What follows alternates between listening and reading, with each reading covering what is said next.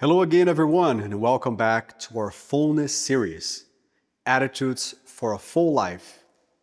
For this fifth meeting, our main topic is eliminating weariness. It's a fact, we live in a weary world and also a weary generation. Excessive work, financial worries, family commitments, and even religious pressures often lead us to a state of physical, emotional, and spiritual exhaustion. Weariness goes beyond the body. It touches the soul, generating discouragement, lack of hope, and even loss of purpose. The Bible shows that weariness is not a new problem. Many servants of God felt this way, like the prophet Elijah, who after great victories entered profound exhaustion, as in 1 Kings chapter 19, verse 4. Moses also grew weary of judging the people in Exodus 18:18. David himself grew weary of crying out, as we can see in Psalm number 69. However, none of them remained stuck in it, but found the strength in God. Okay, are you ready to pause the video? So let's pause and discuss the following question.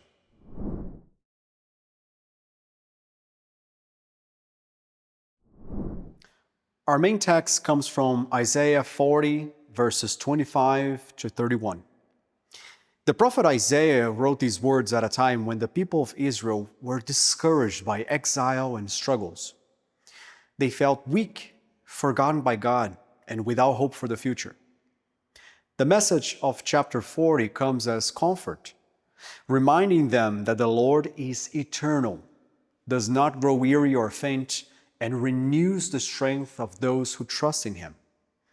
Unlike human strength, which is limited and temporary, God's strength is inexhaustible and available to all who seek Him.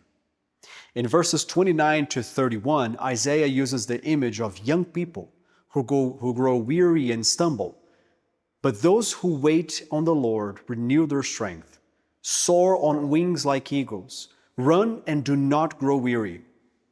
This promise does not mean the absence of difficulties, but a continuous source of spiritual, emotional, and even physical energy that comes from God Himself. The key is not to depend on one's own ability, but to wait and trust in the Lord who sustains.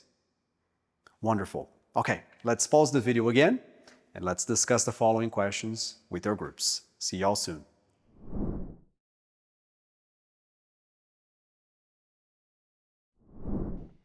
It is also imperative that we identify the sources of weariness in our lives in order to first understand the cause of it and also understand how to deal with it. The first cause of weariness in our lives is the feeling of abandonment. Israel said in Isaiah 40:27 that the Lord does not care about my situation.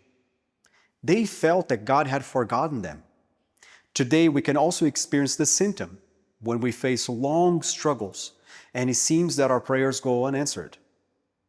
Another cause of weariness is the loss of hope. Exile generated hopelessness. How to rebuild life away from the promised land? Like them, we too can lose the expectation of better days when we only see problems and cannot believe in the future. Another source is spiritual discouragement. Away from Jerusalem and the temple, many Jews drifted from their faith and stopped worshiping. Today, when weariness takes over, we can lose the motivation to pray, gather, and seek God. And finally, emotional and physical exhaustion. The harsh routine of slavery and longing for their homeland consumed the people's strength. We also experience this weariness in our days when we accumulate pressures at work, in the family, and in responsibilities in many different areas, without time to rest in God. So to summarize, weariness increases when we take on burdens that God did not call us to carry, but rather to lay at His feet. Wonderful. So now, again, let's pause on the following question and share our thoughts and concerns and ideas with our brothers and sisters. See y'all soon.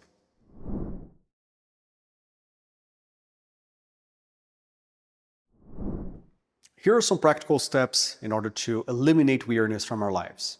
First, wait on the Lord. The text says, "But those who wait on the Lord will renew their strength." Isaiah 40:31. Waiting here is not passivity, but active trust. Resting in God's timing, believing that He is in control, even when we see no way out. Practicing waiting means learning to surrender anxieties in prayer, trusting that He acts at the right time. Secondly, seek daily intimacy with God. Isaiah states that God gives strength to the weary and increases the power of the weak. Isaiah 40:29. This strength is renewed in His presence. The practice is simple and profound. Set aside time for prayer, reading the Word and meditation, nourishing the soul before feeding life's pressures. And finally, soar on wings like eagles. The metaphor of the eagle shows someone who does not live confined to the ground, but learns to look from above with God's perspective. This means developing a life of faith that elevates one's gaze beyond circumstances. The practice here is to exercise faith daily, declaring biblical promises and remembering that God gives us a greater vision than the problem. What a beautiful thing. So, in order to summarize, the closer we draw to God, the more we perceive weariness diminishing and our strength increasing. For He renews our entire journey.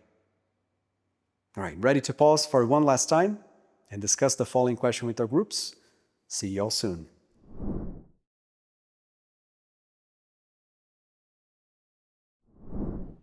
And here we come to the end of our 5th meeting together, and I hope this has been a very productive and also challenging moment for all of you. During this week, choose a specific area of your life that has drained your energy. This could be a worry, a relationship, maybe a demanding routine, or even too many activities. Every day, surrender this area to the Lord in prayer, declaring, "I wait on you, for from you comes my strength," as we can see in Isaiah 40:31.